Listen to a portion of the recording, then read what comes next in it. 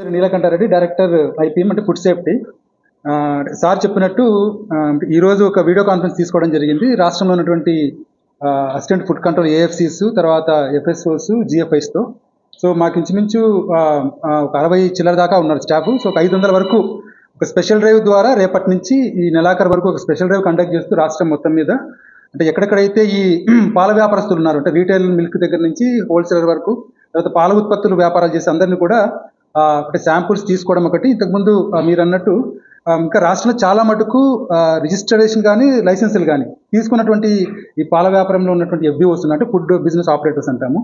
So వీళ్ళందరినీ కూడా ఏదో రిజిస్ట్రేషన్ అన్నా పూర్తి చేయాలి, అట్లాగే లైసెన్సులు అన్నా తీసుకునే విధంగా ఒక అవగాహన కల్పించడం, అట్లాగే ఒక 500 వరకు స్పెషల్ డ్రైవ్ ద్వారా శాంపుల్స్ తీసుకొని వాటిని మనం అనాలిసిస్ కూడా పంపించాలని చెప్పేసి సార్ ఈరోజు ఆ వీసీలో ఇన్స్ట్రక్షన్స్ ఇవ్వడం జరిగింది. సో దీనికి సంబంధించి రేపటి నుంచి ఈ స్పెషల్ డ్రైవ్ ఏర్పాటు చేస్తున్నాము.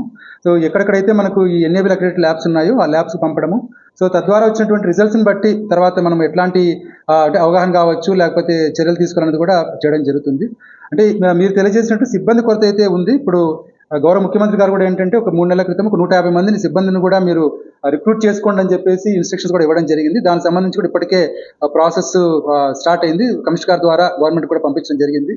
సో ఇంకా వచ్చే రోజుల్లో కొత్తగా మనం ల్యాబులు ఏర్పాటు చేసుకోవడము, అట్లాగే ల్యాబుల్లో సిబ్బందిని ఏర్పాటు చేసుకోవడము, అట్లాగే ఫీల్డ్ లెవెల్లో ఎన్ఫోర్స్మెంట్కు తగినటువంటి సిబ్బంది లేరు కాబట్టి సో వాళ్ళను కూడా రిక్రూట్ చేసుకోవడం అనేది అంటే మల్టీఫోల్డ్గా కొద్ది డిపార్ట్మెంట్ స్ట్రెంథన్ చేసుకునే విధంగా కమిషనర్ గారి ఆధ్వర్యంలో చేయడం జరుగుతుంది. అట్లా మినిస్టర్ గారు కూడా ఎప్పటికప్పుడు ఈ ఫుడ్ సేఫ్టీ డిపార్ట్మెంట్ మనం స్ట్రెంథన్ చేసుకోవాలి గౌరవ ముఖ్యమంత్రి గారి ఆదేశాల మేరకు అని చెప్పి చెప్పడం జరుగుతుంది.